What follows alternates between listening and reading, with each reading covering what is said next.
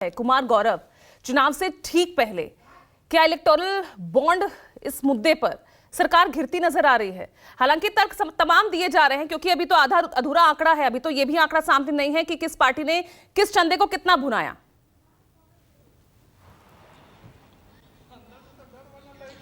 देखिए, जाहिर सी बात है, चुनाव के वक्त में सुप्रीम कोर्ट का ये फैसला आया और चुनाव सिर पे है। ऐसे में अभी कोडिंग के आधार पे जो चीजें आई है, ओवरऑल जो कोड है कि किस राजनीतिक दल का क्या कोड है और किसको कितना मिला, ये बिल्कुल सार्वजनिक नहीं है। ऐसी स्थिति में सत्ता पक्ष ये जरूर कह रहा है कि जो भी पैसे उसे मिले हैं, उसकी संख्या के उसके सबसे ज्यादा सांसद हैं, उसे उस आधार पे मिले हैं और लोग जो सत्ता पक्ष में होते हैं उसे पैसा देते हैं। और ये काला धन नहीं है, ये कंपनी के जो रजिस्टर मेंटेन होते हैं अकाउंट्स का, उसमें ये होता है, इसलिए उसमें ये दर्ज होता है। कंपनीज के जो मंत्रालय इन चीजों को देखती है, वहां ये रजिस्टर होता है और वहां बताया जाता है कंपनीज के द्वारा, इसलिए ये काला धन नहीं है। लेकिन देखिए, सबसे खास बात यह है कि भारत में जितने तमाम राजनीतिक दल हैं, सभी अपने अपने हिसाब से नैतिकता का पाठ पढ़ाते हैं। और इलेक्टोरल बॉन्ड्स की जो कहानी है, जिस तरह से जुआ खिलाने वाली कंपनियां, ऑनलाइन गेमिंग वाली कंपनियां, शराब बेचने वाली कंपनियां, दवाई बेचने वाली कंपनियां, ऑनलाइन गैम्बलिंग जो करती हैं,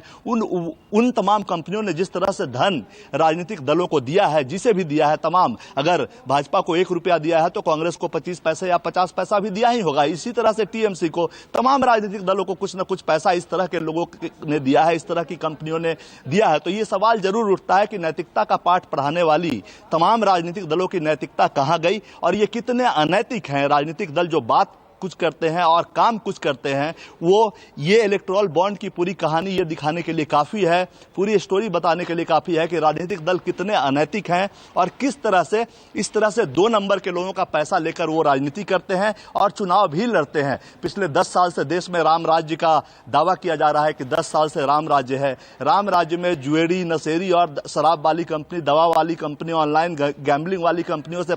का पैसा, यानी 2 नंबर का पैसा, 2 नंबर के काम करके पैसा कमाने वाली कंपनियों का जो पैसा होता है, उसको हराम माना जाता है, लेकिन स्वीकार किया जा रहा है, उसका समर्थन किया जा रहा है। दूसरी सबसे खास बात, जो देश में एक ट्रेंड चला है ऑनलाइन गेमिंग का, भारत के लगभग युवा जो हैं वो धीरे धीरे इस नशे का शिकार हो रहे हैं। और जाहिर सी बात है, कहीं इसको जो छूट मिली है देश में, जिस तरह से ये बढ़ रहा है, पैर फैला रहा है, पांव पसार रहा है ऑनलाइन गेमिंग, कहीं ऐसा तो नहीं कि इसके पीछे इलेक्टोरल बॉन्ड के जरिए उसने जो पैसा दिया है तमाम राजनीतिक दलों को, इसीलिए सभी राजनीतिक दल चुप हैं और जनता इस और खासकर युवा वर्ग जो है इस नशे का शिकार होता जा रहा है। तो जाहिर तौर पे ये जो इलेक्टोरल बॉन्ड की पूरी कहानी है, राजनीतिक दलों की नैतिकता की जो झूठी